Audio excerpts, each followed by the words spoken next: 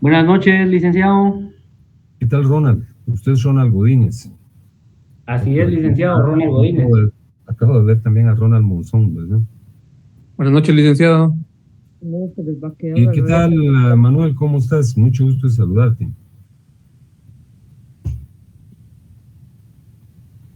Dice, hace unos días la cantante cristiana dice, agrado Sí. de los votos. Debido a Perdón, su familiar Loren, comunicación, no le escucho. Bueno,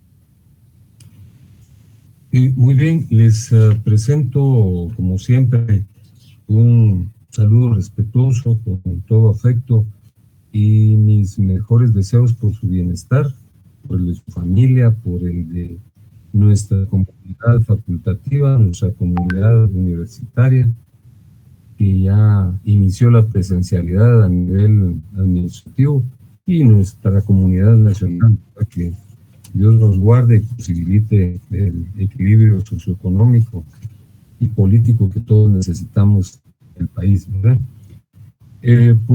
Como de costumbre, hacemos una reminiscencia.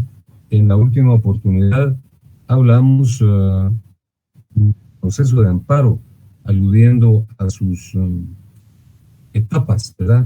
Lo cual confirma la tesis de que el amparo es un proceso, no es un recurso, como se le denomina usualmente, ¿verdad? Y tampoco es una manifestación de la jurisdicción ordinaria, sino que es un proceso. Algunos también le llaman acción, pero ya señalamos en diversas oportunidades que es incorrecto hablar de acción de amparo,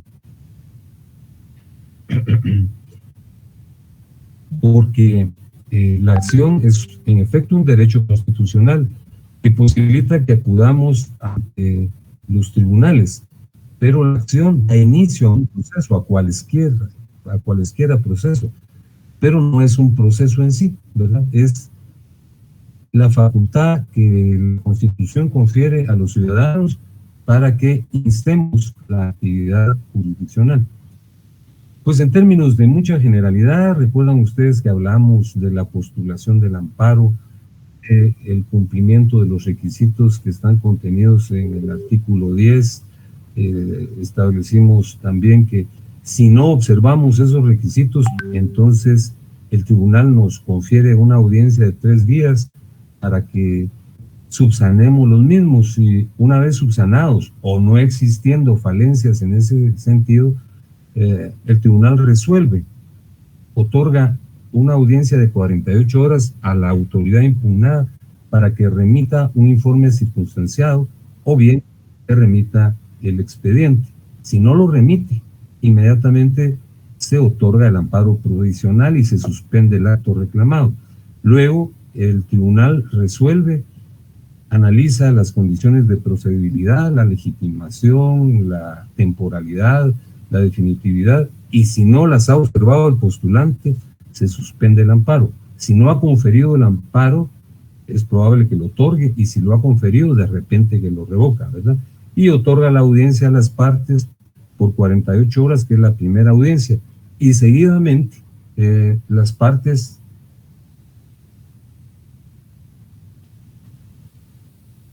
bueno, no sé qué mensaje nos entró en este momento, creo que no era tan importante. Pues les decía yo que las partes hacen sus alegaciones, pueden apelar el otorgamiento o la revocación del amparo, y de inmediato el tribunal abre a prueba por 8 días. Y en ese momento establecimos que la apertura a prueba conduce a una segunda audiencia en donde las partes hacen las alegaciones de rigor, pero puede ser que el tribunal releve del otorgamiento de la prueba, mejor dicho, del diligenciamiento de la prueba, porque regularmente los amparos se sustentan en elementos documentales y con relativa frecuencia hay un relevo de la prueba. Entonces, si hay un relevo de la prueba o se agota la segunda audiencia, ya está el tribunal listo para resolver. Es probable que las partes pidan una audiencia, que es lo usual, ¿verdad?, de vista pública para hacer sus últimas alegaciones, luego se dicta la sentencia. Si es un amparo uninstancial, es decir, de los que se tramitan ante la Corte de Constitucionalidad en contra del Congreso, del organismo judicial o del presidente y vicepresidente, entonces ahí no hay amparo y solo caben los recursos de aclaración y ampliación. Pero si es un amparo biinstancial, entonces si hay una apelación, la apelación puede promoverse ante el tribunal que dictó la sentencia y este tribunal tiene que hacer la remisión correspondiente a la Corte de Constitucionalidad, o se promueve ante la Corte de Constitucionalidad, la que hace un requerimiento a la autoridad que dictó la sentencia, luego se confiere una audiencia de vista pública y se dicta la sentencia, contra la cual también caben los recursos de aclaración y ampliación. El día de hoy vamos a hablar prácticamente de manera breve del Acuerdo 1-2013, que es sumamente importante, como lo vamos a platicar, y les presento para el efecto el temario de esta noche, que es el siguiente.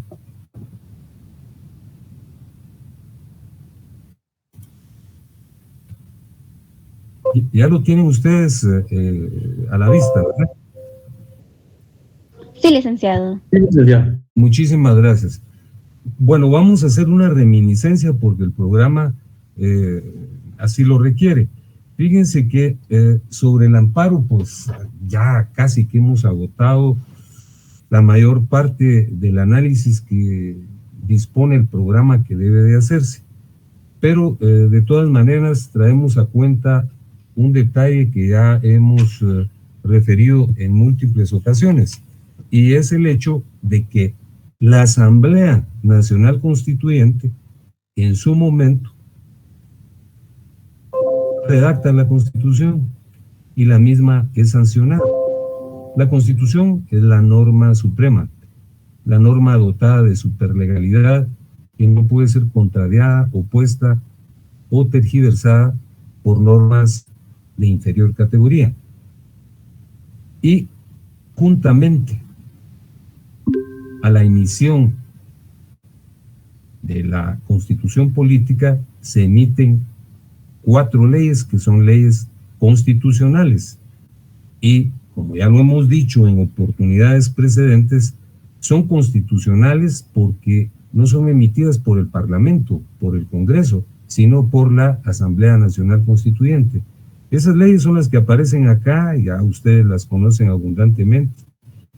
Son la ley electoral y de partidos políticos, la ley de emisión de pensamiento, la ley de orden público y la ley de amparo, exhibición personal y de constitucionalidad, que es el decreto 1-86 de la Asamblea Nacional Constituyente.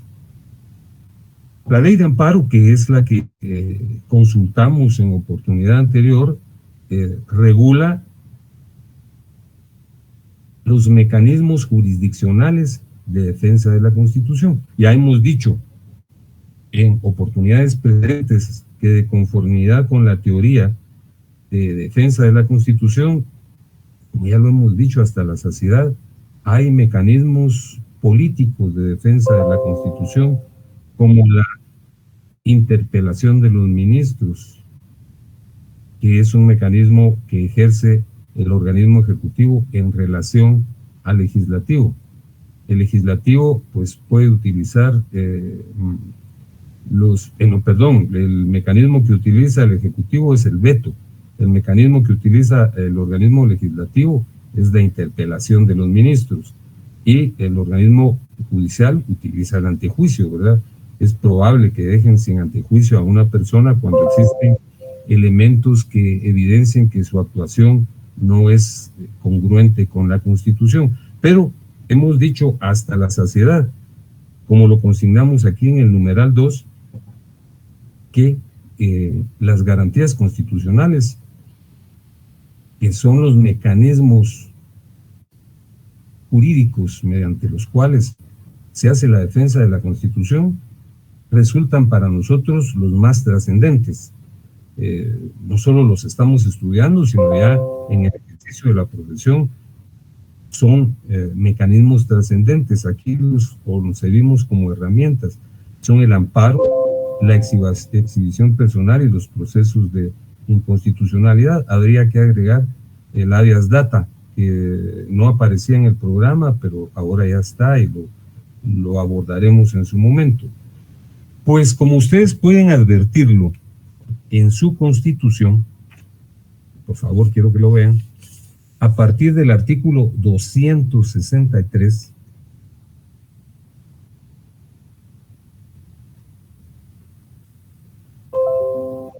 ya lo tienen a la vista, ¿verdad?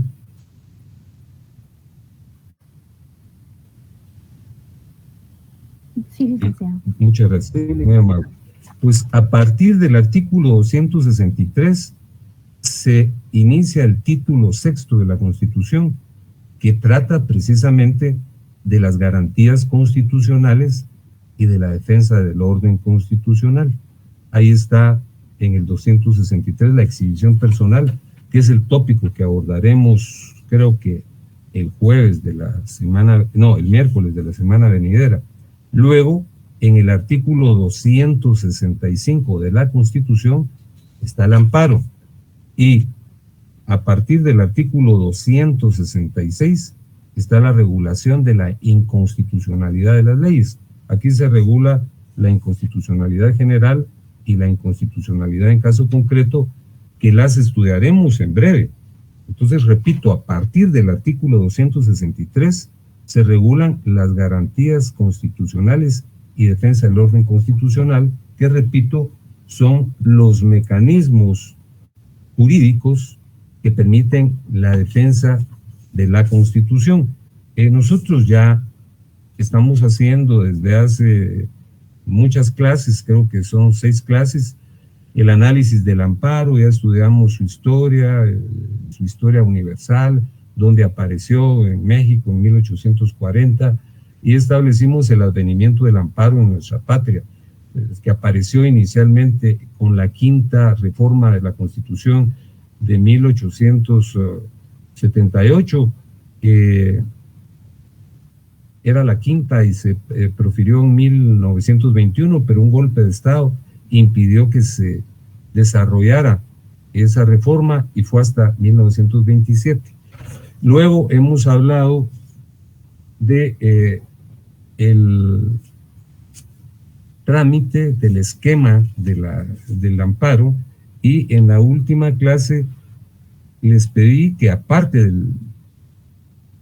del esquema que les presenté, hay que leer los artículos que yo les señalé, que dan inicio en el artículo 33, en donde se habla del trámite inmediato del amparo, el artículo 34, que habla de los terceros que tienen interés en el amparo, el artículo 35 habla de la primera audiencia, el artículo 37 de la segunda audiencia, y a partir del artículo 42 se aborda lo relativo a la sentencia, y en el artículo 49 los efectos y ejecución del amparo. Pero fíjense que yo deseo comentarles, aunque ya lo hice en oportunidad precedente, que hay unos detalles muy especiales en relación a la ley de amparo. Fíjense que la ley de amparo es el mecanismo que aplica la Corte de Constitucionalidad para resolver el trámite de esta importante garantía constitucional.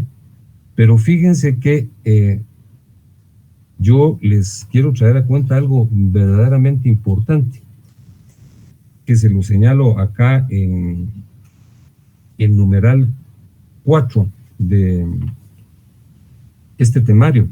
Fíjense que la Corte de Constitucionalidad es un tribunal en extremo especial. Quiero que consulten el artículo 161 y el 191 inicialmente de la ley de amparo, y luego, para consultarlo en orden, el 165 y el 191.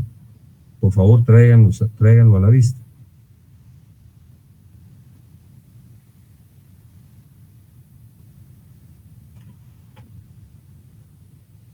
Ya, licenciado.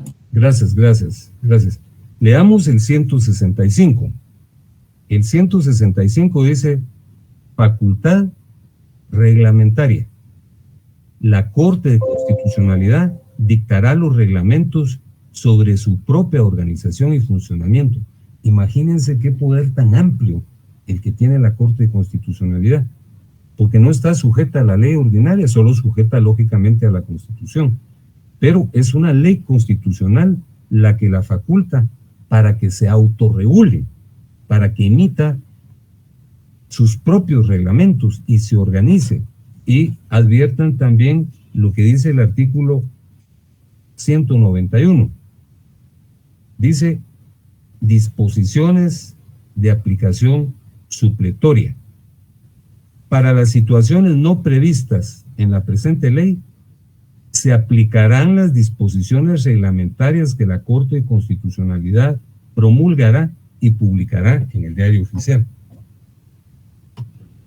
Fíjense que les reitero de nueva cuenta que la Corte de Constitucionalidad tiene facultades amplias, por no señalar un poder amplísimo, porque tiene la facultad de autorregularse. El organismo judicial se regula por la Constitución, obviamente, y hay una ley del organismo judicial, ¿verdad? Una ley específica que regula una serie de aspectos, pero son leyes a las que está sometido. El organismo judicial puede emitir circulares y orientar al público en general y a los jueces, a los oficiales, pero no tiene una facultad tan amplia como la que yo he señalado. Fíjense que durante la época en que yo estuve en la Corte, que fueron los primeros 10 años de este siglo, pues emitían reglamentos, pero eran reglamentos dispersos y debo confesar que eran hasta un tanto improvisados, porque en la medida que se suscitaba alguna situación en particular, entonces emitíamos los acuerdos reguladores de tal o cual situación, y de esa cuenta había una cantidad de acuerdos y de autos acordados dispersos. Pero precisamente fue en el año 2013 cuando la Corte emite el Acuerdo 1-2013, que se llama, como ustedes podrán verlo, porque les pido que lo tengan a la vista, se los pedí para ello.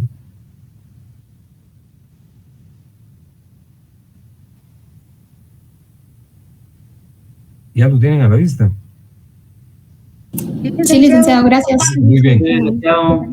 Fíjense que el Acuerdo 1-2013, a veces uno, por una tendencia de resumir o de abreviar, habla del Acuerdo 1-2013 y todos lo identificamos, pero realmente se llaman disposiciones reglamentarias y complementarias a la Ley de Amparo,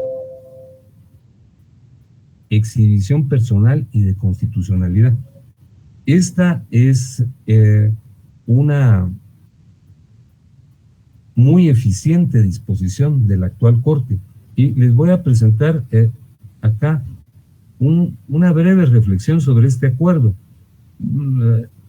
Fíjense que ya les acabo de señalar que la Corte tiene una facultad de autorregularse, de organizarse, y de reglamentarse, que está contenida en los artículos 165 y 191 de la Ley de Amparo. Aquí se los repetí. Y dentro de las disposiciones reglamentarias que han sido emitidas, figura algo que fue muy reconocido. Yo en lo personal manifiesto mi extremo respeto y admiración por una corte que yo me integré porque ya tenía 2 años de estar fuera de la misma, y es la emisión del artículo 1, perdón, del acuerdo 1/2013. Aquí les resalto en el numeral 3 cuáles son los beneficios que posibilitó la emisión del acuerdo 1/2003. Fíjense que en principio habían una serie de preceptos dispersos. Yo les cuento que ingresé y me incorporé a la Corte como magistrado suplente en representación de la universidad en el año 96. Sí, fui suplente, pero fui magistrado titular en 2 periodos subsiguientes, que fueron el del 2001 al 2006 y del 2006 al 2011, y en el 2013 se emitió este acuerdo, con el que a mí me hubiera gustado colaborar ampliamente, porque este tiene una enorme virtud. En la época en que nosotros estuvimos, los magistrados de esa época, emitíamos acuerdos y hasta se había generado confusión de tantos que habían. Entonces, el 1/2013, la primera ventaja que tiene es que compendió todos los preceptos que existían dispersos, unificó los criterios jurisprudenciales e incluyó tópicos no abordados. Entonces, fíjense, primero recopiló, organizó, sistematizó todos los normativos reglamentarios que se encontraban dispersos. Luego unificó, sistematizó los criterios jurisprudenciales y incluyó tópicos no abordados. Fíjense que esto último ha presentado una discusión. Presentó tópicos no abordados. ¿Qué quiere decir eso? Que incluye algunos asuntos que no están regulados en la Ley de Amparo. Yo debo señalar algo que ustedes ya conocen, porque ya desde el semestre anterior hablamos de la pirámide de Kelsen. En el punto más alto de la pirámide de Kelsen está la Constitución, que es la ley suprema, la ley dotada de superlegalidad, el magno texto, que no puede ser contrariado, ni opuesto, ni tergiversado, ni sesgado por ninguna ley inferior. Después están las leyes ordinarias, o sea, los normativos que emite el Congreso de la República. Y en tercer lugar están los reglamentos. Entonces, los reglamentos no pueden alterar el espíritu de las leyes. Y aquí hay algunos aspectos que no estaban dispuestos en la ley. Pero realmente yo creo que, aunque muchos colegas, y hay un sinnúmero de trabajos de tesis en donde se arguye que el 1/2013 es inconstitucional porque está vulnerando una ley constitucional, yo en lo personal no lo creo así. Y con todo respeto rebato y refuto esas opiniones, porque como lo dijimos hace unos minutos, el 1/2013 es un enunciado de disposiciones reglamentarias y complementarias, es decir, complementan la ley, y les voy a explicar por qué. Fíjense que nosotros pasamos, aquí les señalé yo las ventajas que tiene, ¿verdad? En el 4.1, que ha posibilitado concentrar la existencia de normas reglamentarias que estaban dispersas, lo que les acabo de señalar, y ha logrado precisión en la tramitación del amparo, ¿verdad? Fíjense que ¿qué pasó en la época de la pandemia? Fue una cosa real, todos lo vivimos, ¿verdad? Una cosa realmente horrible, anárquica, desordenada, sobre todo porque el país parecía que no tuviera un conductor, ¿verdad? Entonces era una cosa terrible. Y habían, de todas formas, intereses de la población que se ventilaban ante la Corte. no se podía llegar. Se recuerdan ustedes que hasta para presentar testimonios especiales había que hacer colas y cada quien tenía que estar separado 1,50 m. Las colas daban la vuelta en las manzanas, era una cosa terrible, ¿verdad?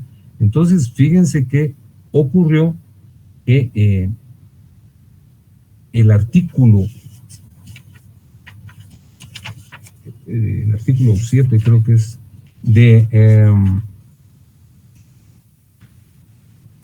del Acuerdo 1/2013, creó o posibilitó que se incluyesen en las actividades de la Corte los mecanismos propios de la informática, ¿verdad? Entonces, aquí les señalo que se crearon verdaderas novedades. Ahora hay un casillero electrónico. A partir de eso, quienes trabajan en la Corte, aquí con nosotros hay un compañero que ha trabajado en secretaría y nos podría dar cuenta y razón de cómo funciona el casillero electrónico, que es realmente una virtud, ¿verdad? Y que posibilita la presentación de memoriales, la celeridad en la tramitación. Hay una receptoría virtual, ¿verdad? Hay vistas públicas virtuales, ¿verdad? Entonces, todo ese tipo de detalles, algunos puristas dicen, no, eso no estaba contenido en la ley, y definitivamente y consecuentemente esas son disposiciones inconstitucionales. Yo no estoy admitiendo que lo sean, ¿verdad? Pero aunque lo fueran, facilitaron la situación, ¿verdad? De una manera verdaderamente novedosa. Fíjense que pero yo recuerdo que cuando yo estuve en la Corte, parece que hicieran 200 años, pero no es así. Pues las notificaciones eran tal y como se practicaban, ¿verdad? Iban los notificadores. Y ahora todavía, pues, porque no todos se han incluido dentro de estos procedimientos novedosos, pero ya la situación es sumamente viable de ser resuelta con estos medios. Vean, por favor, el artículo 48 de la ley.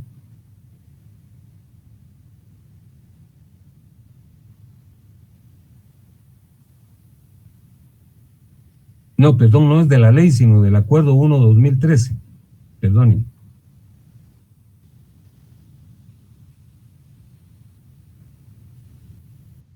Gracias. Vean, dice, modalidades de la notificación.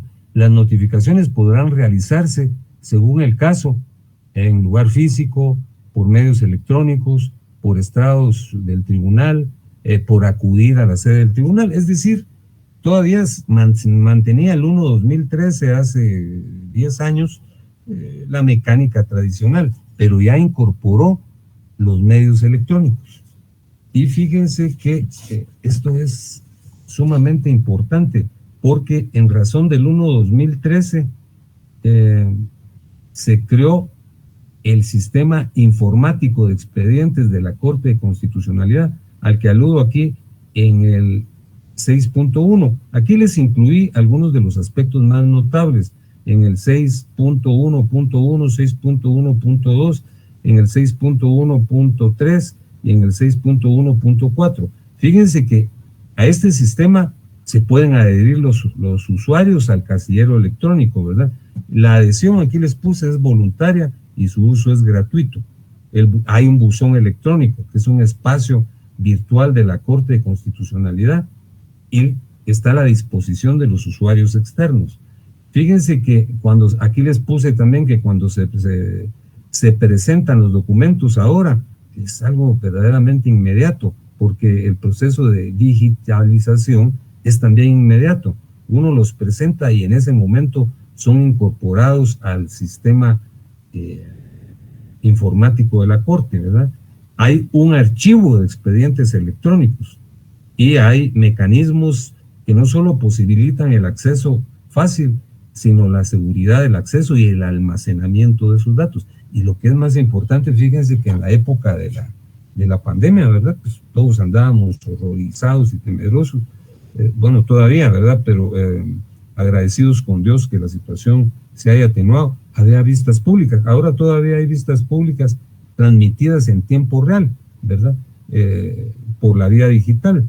Entonces, antes de trasladarles este documento, yo, sin ánimo de comprometerlo, yo le quiero pedir al compañero Manuel Urbina. ¿Me estás oyendo, Manuel?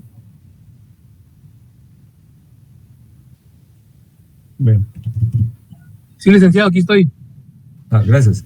Manuel, fíjate que yo quisiera que de manera breve, ya que tú trabajas en la Corte, puntualizaras algo que es muy importante, porque ahora yo lo conozco desde fuera, pues ya no estoy dentro. Lo relativo a la práctica de las notificaciones y a la posibilidad de adherirse para presentar expedientes por la vía electrónica. ¿Qué nos puedes comentar tú respecto a ese asunto? Ok, gracias, licenciado. Les comento, compañeros, el proceso que se hace actualmente en la Corte, mediante la página de la Corte de Constitucionalidad, uno puede adherirse con su correo electrónico al casillero para que le notifiquen y uno pueda presentar memoriales.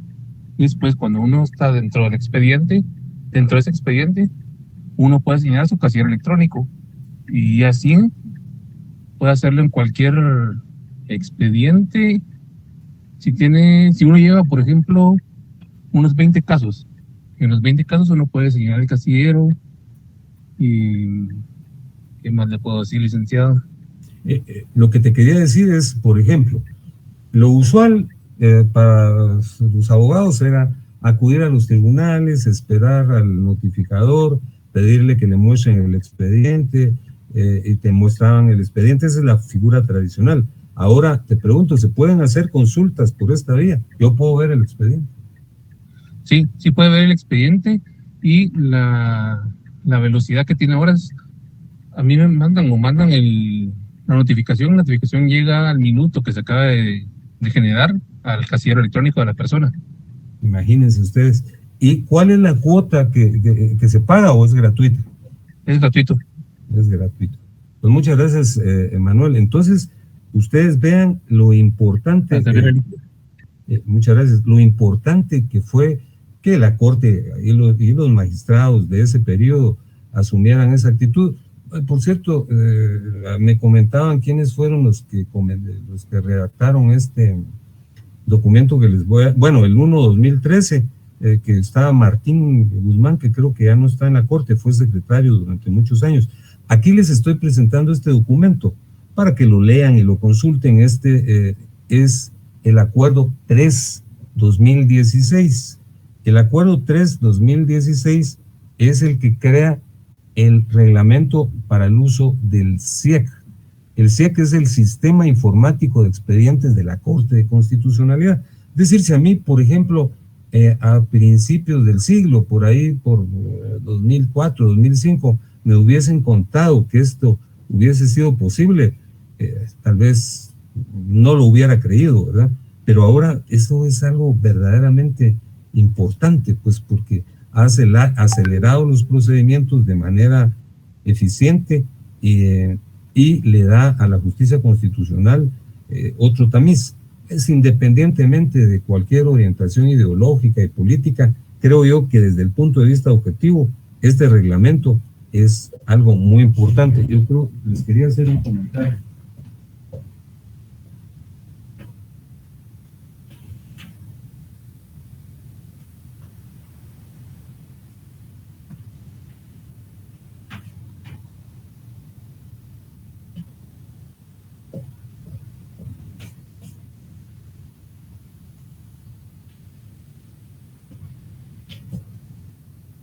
Bueno, ya no tengo a la vista este detalle. Fíjense que las personas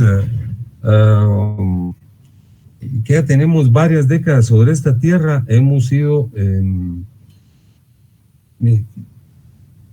limitados en cuanto al manejo del mundo digital, pero es verdaderamente sorprendente. A mí esto me trae una sorpresa grata, ¿verdad? Y una gratitud extrema, porque les repito, fíjense que pues, tal vez a veces uno no se percata de la trascendencia extrema que tienen ciertas medidas, pero luego de atravesar una época tan compleja como fue lo de la pandemia en su época, en su momento de crisis, esto fue una bendición para los que litigamos en la Corte, ¿verdad? Y para los ciudadanos. Fíjense que para concluir, les quiero hacer notar algo muy importante. Fíjense que algunos dicen que se emitió otra ley de amparo, exhibición personal y constitucional, y lo dicen con sorna, y que, les repito, se señala.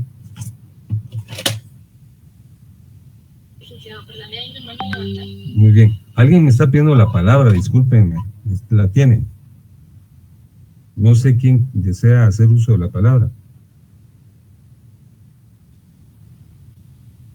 Yo creo que no se la di oportunamente. ¿No eras tú nuevamente, Manuel?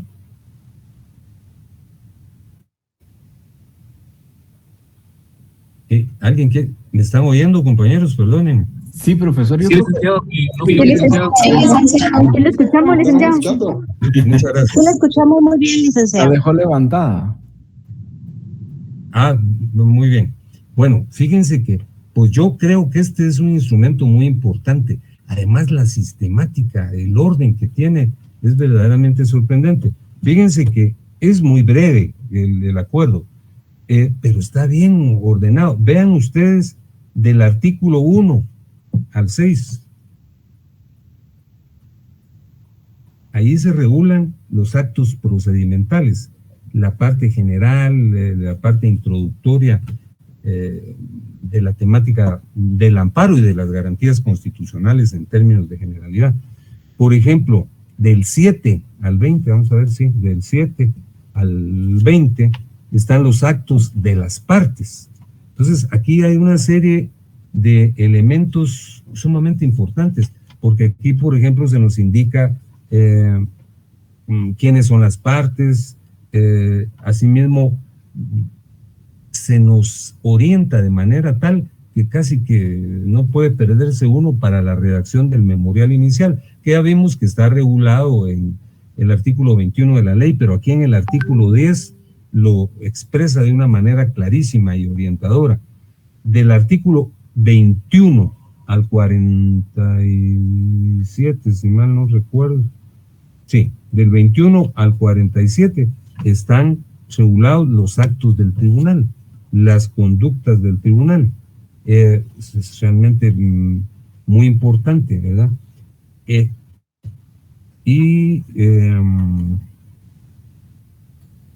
Del artículo 48 al 59 están los actos de comunicación, así les denomina este importante texto.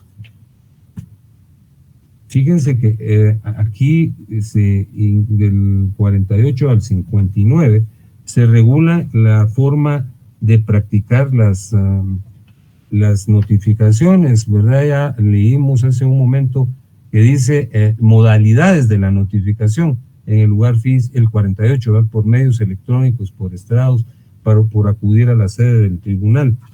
Luego tenemos los actos públicos. Antes hasta confusión había en torno a ese punto, ¿verdad? Dentro de los actos públicos están las vistas públicas. Esto está regulado, si mal no recuerdo, del artículo 60 al artículo 71. Entonces aquí se explica lo relativo al tiempo que tienen las partes para exponer, cómo deben formularse los tópicos que se presentan. En el artículo 67 se regulan las reglas para el uso de la palabra. Por ejemplo, dice concretarse al asunto planteado, ser breve, conciso y preciso en su exposición, no proferir expresiones irrespetuosas o abusivas a las partes o a los miembros del tribunal. Entonces regula meticulosamente una serie de aspectos. Del artículo 72 al 76 se regula el régimen sancionatorio y finalmente hay unas disposiciones complementarias. Indudablemente que esto es menester que se lea y que se atienda en su momento. Cuando concluyamos, y creo que va a ser el día lunes, lo relativo al amparo, que todavía tenemos un tema ahí regulado con el amparo provisional y con las vistas públicas, entonces les voy a trasladar un ejercicio para que ustedes lo resuelvan, que no tiene ningún valor relacionado con la promoción, ¿verdad? Pero que permite ajustarse a algunos temas que tienen lugar en la actividad práctica, que son las vivencias, para que ustedes lo resuelvan, ¿verdad? Entonces, en ese momento, pues va a ser necesario que ustedes hagan una consulta de este documento, que sí les sugiero que lo guarden, porque es sumamente importante. Pues estoy concluyendo la exposición de esta noche, agradecido de su atención y deseándoles que descansen. Y estaré en contacto con ustedes nuevamente el día lunes. Muchas gracias, licenciado. Gracias, licenciado. Gracias, que tenga buena noche. Muy buenas